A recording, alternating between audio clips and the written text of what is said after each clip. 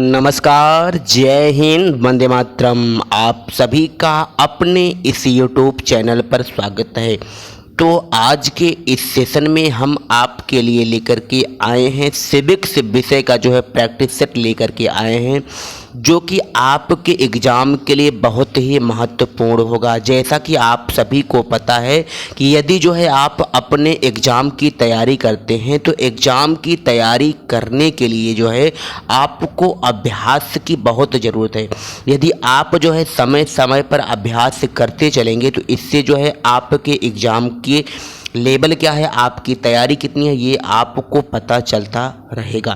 तो चलिए जो है इस सेशन को कंटिन्यू करते हैं। कंटिन्यू जो है करने से पहले एक बार जो भी विद्यार्थी लाइव है वो इस सेशन को एक दूसरे के पास शेयर कर दे ताकि और भी विद्यार्थी जुड़ सके। जैसा कि यहाँ पर स्क्रीन में आप सभी देख पा रहे हैं कि आज के इस सेशन में आप सभी कवर करेंगे कि नागरिक शास्त्र की प्रकृति, क्षेत्र एवं परिभाषा, व्यवहारवाद एवं उत्तर व्यवहारवाद। यहाँ पे कहने का तात्पर्य यह है कि आपका जो टीजीटी, पीजीटी और एलटी का जो पाठ्यक्रम है उस पाठ्यक्रम में मेंशन किया गया है कि नागरिक शास्त्र मेंशन किया गया है और जो नागरिक शास्त्र है इसकी प्रकृति को मेंशन किया गया है और इसका क्षेत्र क्या है और इसकी डिफिनीशन क्या है और इसी क्रम में व्यवहारवाद एवं उत्तर व्यवहारवाद का भी मेंशन किया गया है।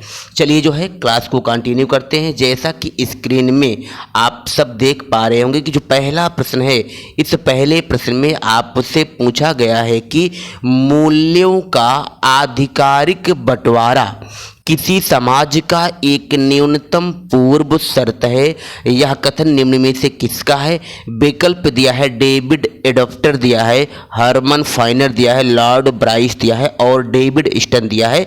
और ये जो क्वेश्चन है यूपीपीएससी जीडीसी 2021 में क्वेश्चन आया हुआ है। तो एक बार आप लोग कमेंट करके बताएं इस प्रश्न का राइट आंसर साथियों क्या होगा। यदि हम इस प्रश्न का जो है विवेचनात्मक हल करते हैं तो यहाँ पे इस प्रश्न का जो राइट आंसर होगा दोस्तों विकल्प जो डी है डेविड स्टन, यही राइट आंसर हो जाएगा। और यदि इसी क्रम में देखा जाए तो डेविड स्टन ने वर्ड जो पॉलिटिक्स एक अपना लेख लिखा था और इसी वर्ड पॉलिटिक्स जो लेख है इसमें इन्होंने कहा था an approach to the analysis of political system 1957 में जो है इस रचना को इन्होंने लिखा था और इसी में जो है इन्होंने ये कथन दिया था। इस तरह से आपने देखा कि इस प्रश्न का जो है विकल्प जो डी है वो राइट आंसर हो जाएगा। इसी क्रम में बढ़ते हैं दोस्तों नेक्स्ट क्वेश्चन की तरफ। तो यहाँ जैसा कि स्क्रीन में आप सब देख पा रहे होंगे कि क्वेश्चन नंबर जो 2 है इसमें आपको बताना है कि व्यवहारवाद निम्न में से किस विचारधारा से प्रभावित है? तार्किक प्रत्यक्षवाद, मार्क्सवादी चिंतन, नव मार्क्सवाद और औपचारिक संस्थावाद। और ये जो प्रश्न है यूपीपीएससी जीडीसी 2021 में प्रश्न पूछा गया है। तो आप लोग कमेंट करके बताएं कि राइट आंसर क्या होगा। व्यवहारवाद जो है इसका जो संबंध होगा किससे होगा? तो एक प्रकार से देखा जाए तार्किक जो प्रत्यक्षवाद है, तार्किक प्रत्यक्षवाद से जो है इसका संबंध होगा, अर्थात जो विकल्प पहला है दोस्तों यही राइट आंसर हो जाएगा। यहाँ पर कहने का तात्पर्य यह है कि व्यवहारवाद के अध्ययन में देखा जाए कि मानव का जो व्यवहार होता है इसी मानव के व्यवहारों का अध्ययन किया जाता है और इसका जो संबंध होगा तार्किक जो है प्रत्यक्षवाद से होगा। विकल्प जो ए है दोस्तों यही राइट आंसर हो जाएगा। इसी क्रम में चलते हैं नेक्स्ट क्वेश्चन की तरफ। तो जो भी विद्यार्थी लाइव हैं इस सेशन को एक दूसरे के पास शेयर करें और जो है अपने एग्जाम का मूल्यांकन आप लोग स्वयं करते चलें। चलते हैं नेक्स्ट क्वेश्चन की तरफ। तो इसमें पूछा गया है कि एक system analysis of political life के लेखक कौन है? कार्ल जे फ्रेडरिक, डेविड स्टन, मार्टिन ए कैपलान, पीटर एच मॉर्कल दिया है। और ये विकल्प ये जो प्रश्न है यूपीपीएससी जीडीसी 2021 में प्रश्न पूछा गया है। तो फटाफट जो है आप लोग आंसर बताएं कि राइट आंसर क्या होगा। क्वेश्चन नंबर जो 3 है, A system analysis of political life जो है इसके जो लेखक हैं वो भी कौन है दोस्तों? डेविड स्टन है, अर्थात जो विकल्प बी है यही दोस्तों राइट आंसर हो जाएगा।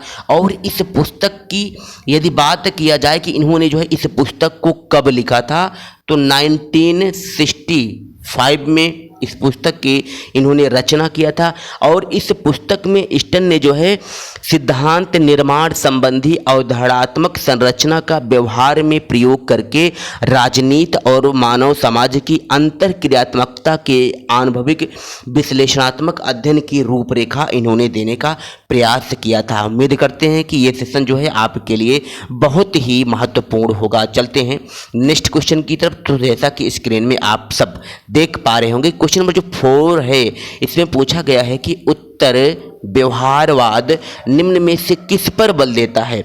विकल्प है उपादेयता तथा कार्य, दोनों कोई नहीं। और ये जो क्वेश्चन है यूकेपीएससी लेक्चरर मेंस जो है 2020 में प्रश्न पूछा गया है। और आपके लिए जितनी भी प्रश्नों की श्रृंखला आज लेकर के आए हैं, वो जो है अभी करंट में जितने भी एग्जाम हो रहे हैं, उन एग्जाम में पॉलिटिकल साइंस से जो प्रश्न पूछे जा रहे हैं, उन्हीं प्रश्नों को लेकर के आ रहे हैं। तो इस प्रश्न का दोस्तों जो राइट आंसर होगा विकल्प जो सी हो जाएगा, यही राइट आंसर हो जाएगा। और यदि बात किया जाए कि उपादेयता तथा कार्य इन दोनों पर बल किसने दिया था, तो डेविड स्टन ने ही इन दोनों पर बल दिया था। और यदि बात किया जाए कि इस पर इन्होंने कब से उत्तर व्यवहारवाद की क्रांति की घोषणा किया था डेविड स्टन ने, तो 1969 में जो है इन्होंने बल दिया था। इस तरीके से आपने देखा कि जो विकल्प सी है वही राइट आंसर हो जाएगा। इसी क्रम में चलते हैं नेक्स्ट क्वेश्चन की तरफ। तो जैसा कि स्क्रीन में आप सब देख पा रहे हैं, क्वेश्चन नंबर 5 इसमें दिया है कि हमारे लिए यह एक निरर्थक प्रयास होगा कि अपने तथ्यात्मक ज्ञान को हम एक मोहरबंद कीटाणुनाशक पात्र में एक तरफ रखें तथा मूल्यों को दूसरी तरफ, जहां वास्तविकता से उसका किसी प्रकार का संबंध ही न रह जाए। यह कथन किसका है? विकल्प दिए हैं, रॉबर्ट डहल दिया है, मैक्स वेबर दिया है, लियो स्टॉट दिया है, बर्नार्ड किक दिया है। आपको बताना है कि राइट आंसर क्या होगा। और ये जो क्वेश्चन है, जैसा कि यहाँ पर स्क्रीन में आप लोग देख पा रहे हैं कि राजस्थान लोक सेवा आयोग में जो पेपर कराता है असिस्टेंट प्रोफेसर में ये क्वेश्चन पूछा गया है। तो फटाफट जो है आप लोग आंसर बताने का प्रयास करें कि राइट आंसर क्या होगा। तो विकल्प जो पहला दिया है रॉबर्ट डहल, बिल्कुल ए इज द राइट आंसर हो जाएगा। उम्मीद करते हैं कि बहुत ही महत्वपूर्ण जो है आपके लिए आज इस प्रश्नों की श्रृंखला चल रही होगी।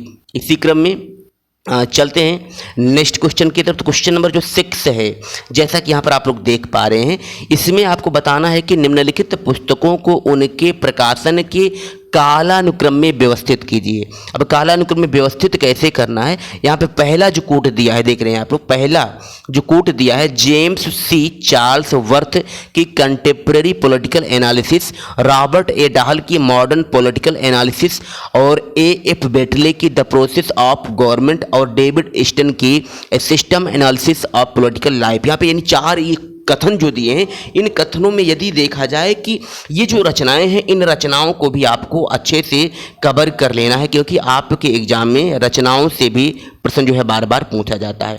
अब देखिए दोस्तों, यहाँ नीचे जो है कुछ कूट दिए गए हैं, इन कूट में से आपको आंसर बताना है कि आंसर राइट क्या होगा। फिलहाल ये जो प्रश्न है अभी आप लोग जैसा कि यहाँ पे देख पा रहे हैं, NTA UGC नेट के द्वारा जो परीक्षा आयोजित की जाती है दिसंबर 2020 में, ये जो शिफ्ट पहली पारी में प्रश्न पूछा गया था। अब हम चलते हैं जो है मूल्यांकन करते हैं कि जेम्स सी चार्ल्स वर्थ जो हैं, इनकी ये जो पुस्तक है, इन्होंने इसको कब लिखा था।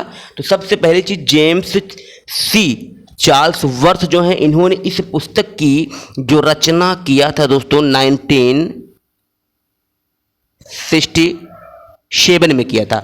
और Robert A Dahl modern political analysis जो है, इसकी रचना इन्होंने कब किया था, 1963 में किया था। और इसी क्रम में देखते हैं एफ वेटले जो है, इन्होंने जो है द प्रोसेस ऑफ गवर्नमेंट की जो रचना किया था 1908 में किया था। और इसी क्रम में डेविड स्टन जो है, इन्होंने जो है system analysis of political life की रचना जो है 1965 में किया था।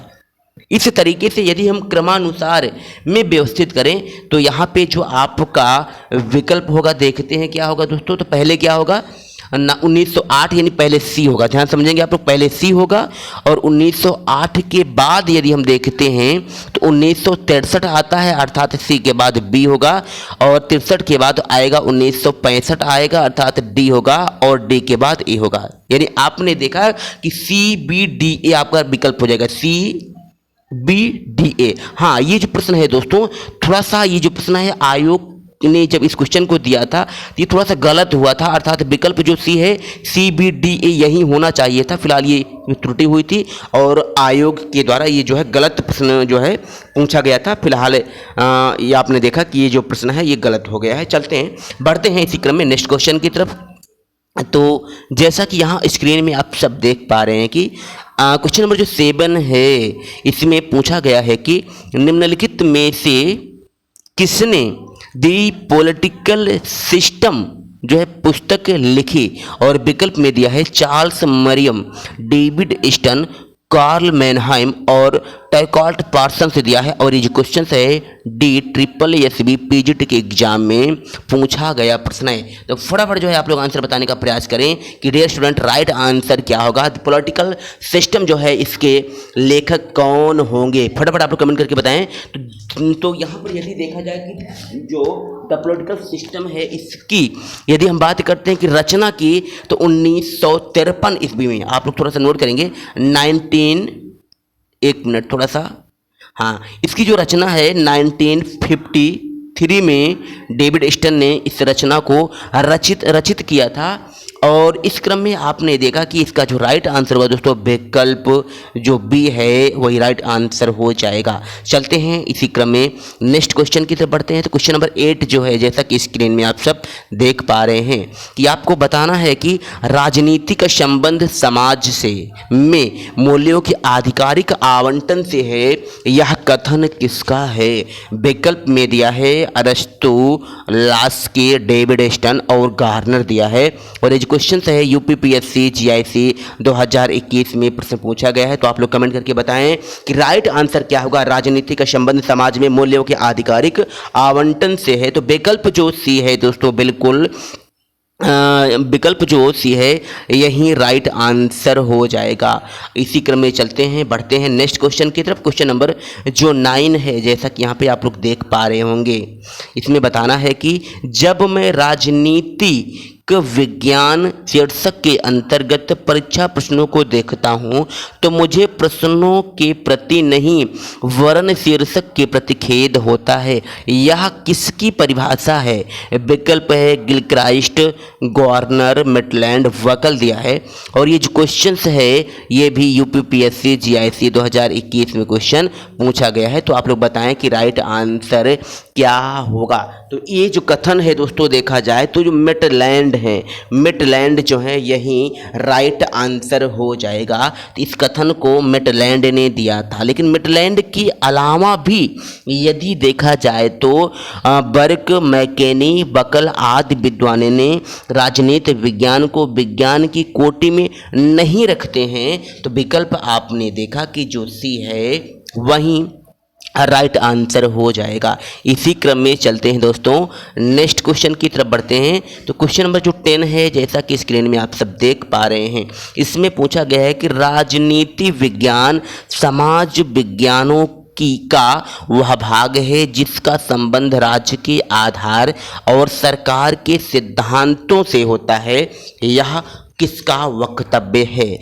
विकल्प में है बिलोबी, सीले, पाल जैनेट, गार्नर दिया है। और ये क्वेश्चन जो है UPPGT के एग्जाम में 2021 में पूछा गया है। तो इसका आंसर आप लोग बताएं कि क्वेश्चन नंबर जो 10 है इसका राइट आंसर क्या होगा दोस्तों। तो Paul Janet C is the right answer हो जाएगा। उम्मीद करते हैं कि यहाँ तक सेशन जो है आपको सारी बातें समझ में आ गई होंगी। चलते हैं इसी क्रम में नेक्स्ट क्वेश्चन की तरफ बढ़ते हैं। क्वेश्चन नंबर जो 11 है इसमें आप लोग देख पा रहे होंगे कि किसके अनुसार राज्य जीवन की मूलभूत आवश्यकताओं के निमित्त अस्तित्व में आता है और श्रेष्ठ जीवन के लिए अस्तित्व में बना रहता है।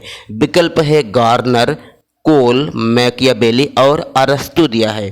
और ये जो प्रश्न है यूपी पीजीटी के एग्जाम में वर्ष 2021 में पूछा गया प्रश्न है। तो फटाफट जो है आप लोग आंसर बताएं कि राइट क्या होगा। इस प्रश्न का जो है राइट आंसर क्या होगा। क्वेश्चन नंबर जो 11 है, तो विकल्प जो डी दिया है अरस्तु, यही जो है राइट आंसर हो जाएगा। और यदि बात करते हैं कि जो अरस्तु हैं, अरस्तु की प्रसिद्ध पुस्तकें क्या हैं, इनकी प्रसिद्ध पुस्तकों में देखा जाए तो जो पॉलिटिक्स है इनकी जो है प्रसिद्ध पुस्तक है, और इसके अलावा भी इनकी पुस्तकों में देखा जाए तो जो इथिक्स है, इथिक्स भी इनकी प्रसिद्ध पुस्तक है। इस तरीके से आपने देखा कि जो विकल्प डी है वही राइट आंसर हो जाएगा।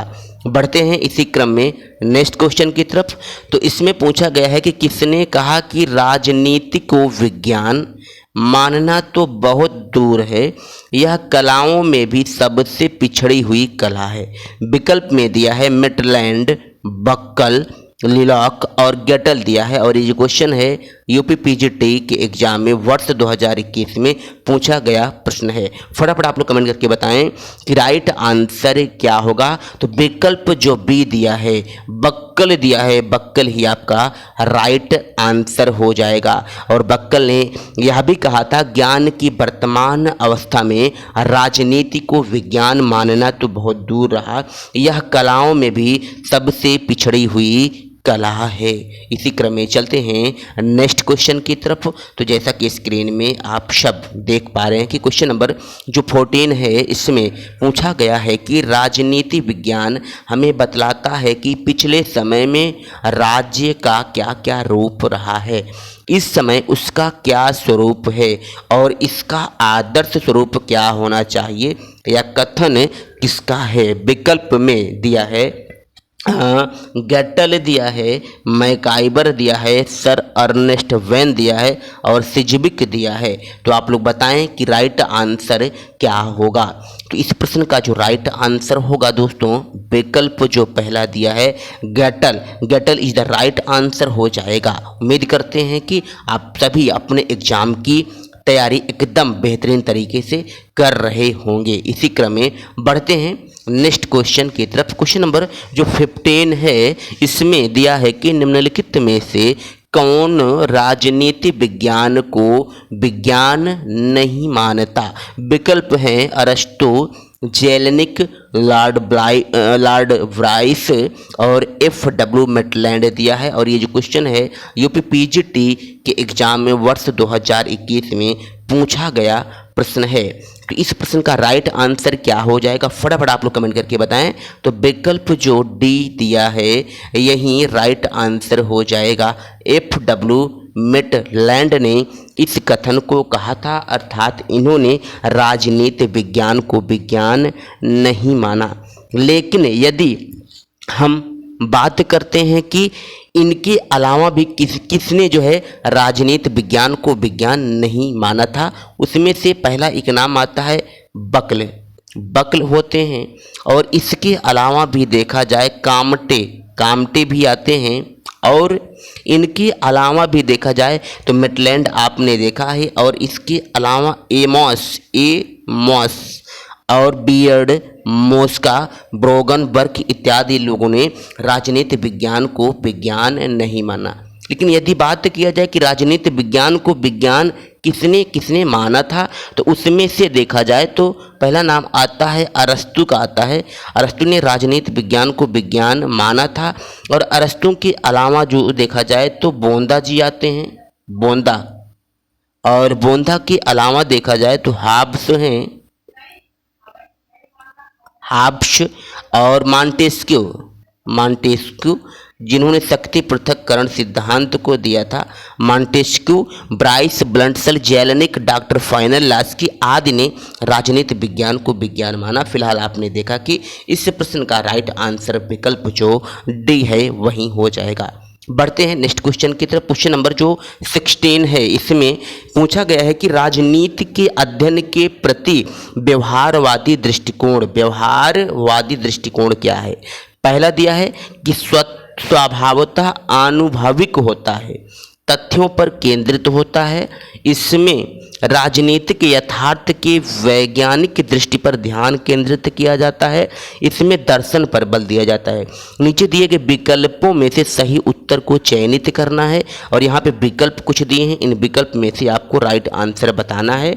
और ये जो क्वेश्चन है, जैसा कि यहाँ पर आप लोग देख पा रहे हैं कि NTA UGC नेट के एग्जाम में जो है ये प्रश्न 2021 में पूछा गया प्रश्न है। तो आप लोग बताएं कि राइट आंसर क्या होगा।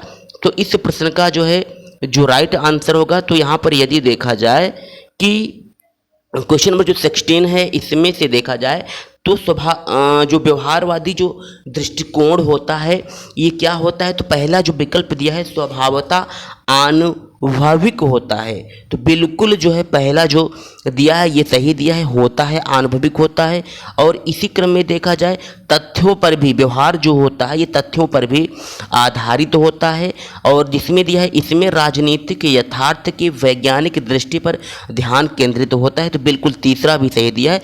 और चौथा दिया है कि इसमें जो है दर्शन पर बल दिया जाता है, तो ये जो है गलत दिया है। ये चौथा क्या दिया दोस्तों, गलत दिया है। इस तरीके से आपने देखा कि पहला दूसरा तीसरा सही है, अर्थात हम कह सकते हैं कि पहला दूसरा तीसरा सही हो रहा है। तो विकल्प जो बी है यही आपका राइट आंसर हो जाएगा। उम्मीद करते हैं कि यहाँ तक आप सभी को सारी बातें समझ में आ रही होंगी। इसी क्रम में बढ़ते हैं नेक्स्ट क्वेश्चन की तरफ। तो क्वेश्चन नंबर जो 17 है, इसमें दिया है कि निम्न उपागमों में से किस एक उपागम की दो मुख्य मांगे थी। मांगे क्या थी, प्रासंगिकता एवं कार्यवाही। विकल्प दिया है व्यवहारवाद, उत्तर व्यवहारवाद, संप्रेषण सिद्धांत, निर्णय निर्माण सिद्धांत। और ये जो क्वेश्चन है यूपी TGT के एग्जाम में वर्ष 2021 में पूछा गया प्रश्न है।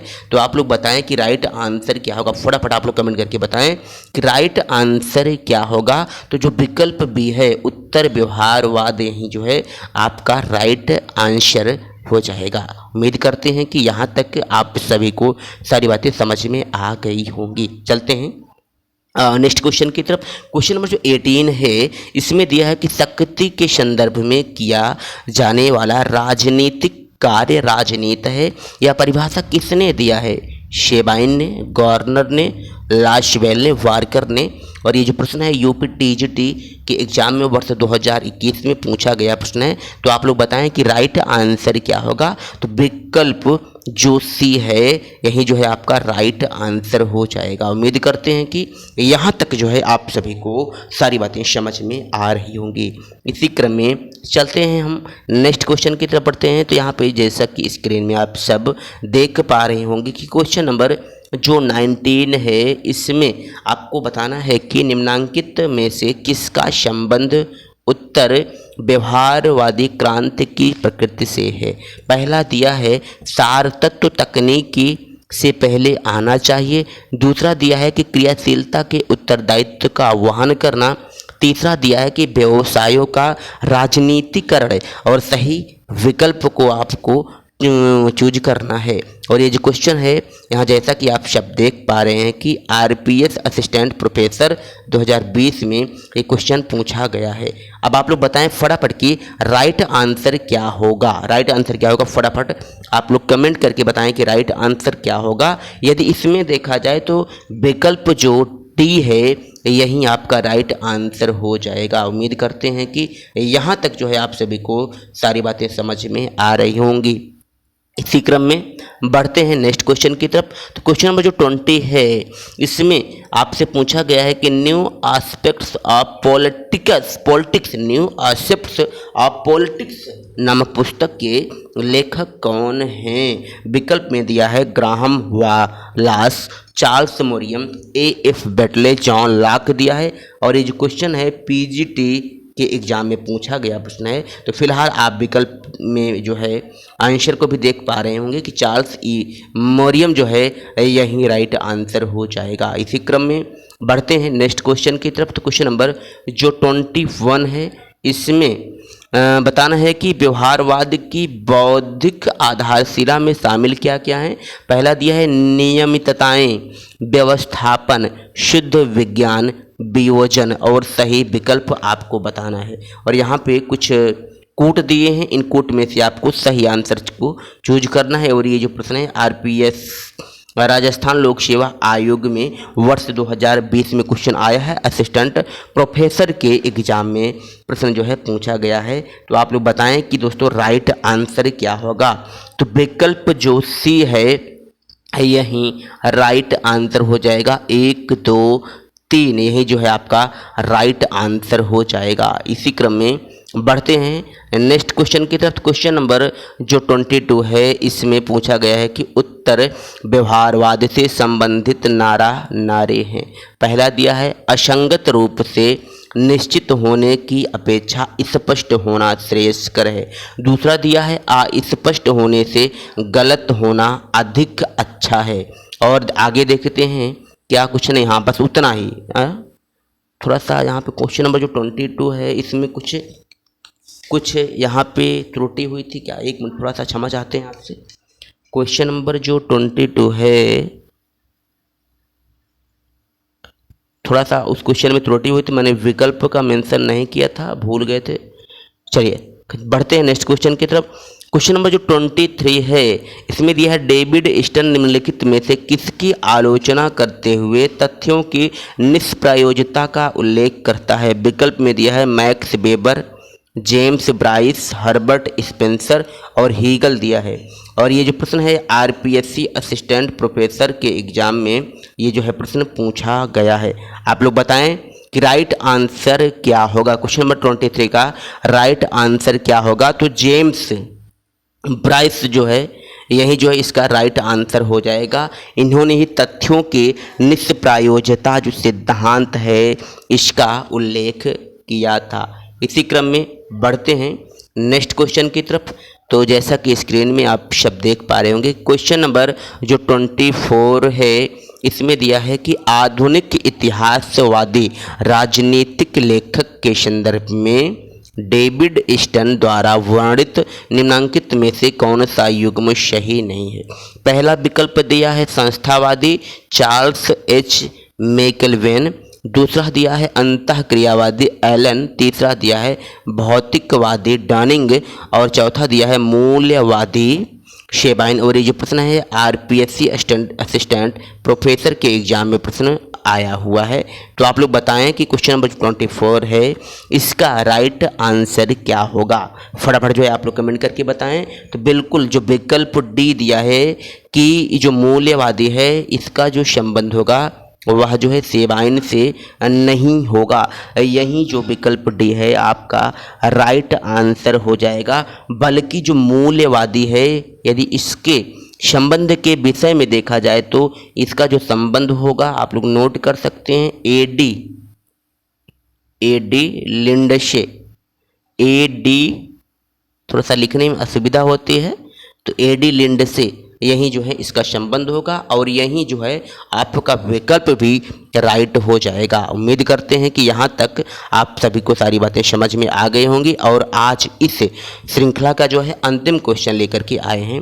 राजनीतिक सिद्धांत की विभिन्न धाराओं के बारे में निम्नलिखित पर विचार करना है। पहला दिया है शास्त्रीय राजनीतिक सिद्धांत प्राचीन यूनानी संस्कृति में सुकरात, प्लेटो और अरस्तु के लेखन में उभरा और 19वीं शताब्दी की शुरुआत तक जारी रहा।